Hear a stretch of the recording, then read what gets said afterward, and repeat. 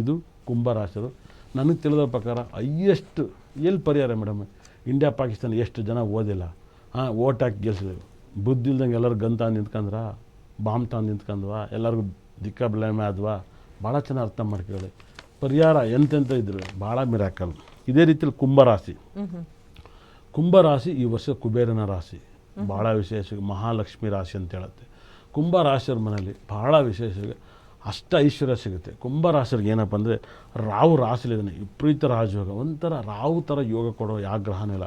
ರಾಹು ಅವನದೇ ಶತಭಿಷ ನಕ್ಷತ್ರ, ಅದರಲ್ಲಿ ಧನಿಷ್ಠ ನಕ್ಷತ್ರ ಮತ್ತು ಪುನರ್ವಸು ಗುರು ನಕ್ಷತ್ರ, ಈ 3 ನಕ್ಷತ್ರ ನನ್ನ ಫೇವ್ರೆಟ್ ನಕ್ಷತ್ರ. 2ನೇ ಮನೇಲಿ ಶನಿ, 12ನೇನು ರಾಶಾಧಿಪತಿ, 2ನೇ ಮನೆಗೋರು ವಿಪರೀತ ರಾಜಯೋಗ, ಗುರು ದೃಷ್ಟಿ ರಾಹು ಮೇಲೆ ಭಾಳ ವೈಬ್ರೇಷನ್.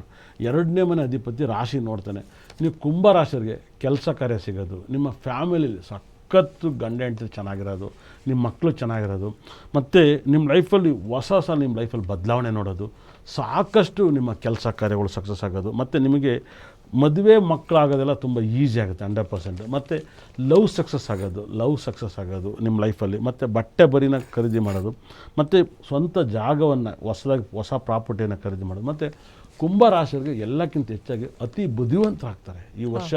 ಅಂದರೆ ದುಡ್ಡು ಹಣದಕ್ಕಿಂತ ಬುದ್ಧಿವಂತರು ಜಾಸ್ತಿ, ಭಾಳ ಚೆನ್ನಾಗಿ ಅರ್ಥ ಮಾಡ್ಕೊಂಡು ತುಂಬ ಬುದ್ಧಿವಂತರಾಗ್ತಾರೆ ನಿಮ್ಮ ಲೈಫಲ್ಲಿ. ಇನ್ನು ಮುಂದೆ ಈ ಸರಿ ಬುದ್ಧಿವಂತರಾದರೆ ಇನ್ನು ಲೈಫಲ್ಲಿ ನೀವು ಯಾರ ಕೈಗೂ ಸಿಗೋಲ್ಲ. 100% ನಿಮ್ಮ ಬುದ್ಧಿನ ನಿಮ್ಮ ಕೈ ಕಂಟ್ರೋಲಿಗೆ ಬರುತ್ತೆ.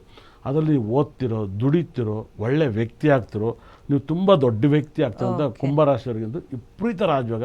ಈ ವರ್ಷ ಮುಟ್ಟಿದ್ದೆಲ್ಲ ಚಿನ್ನ,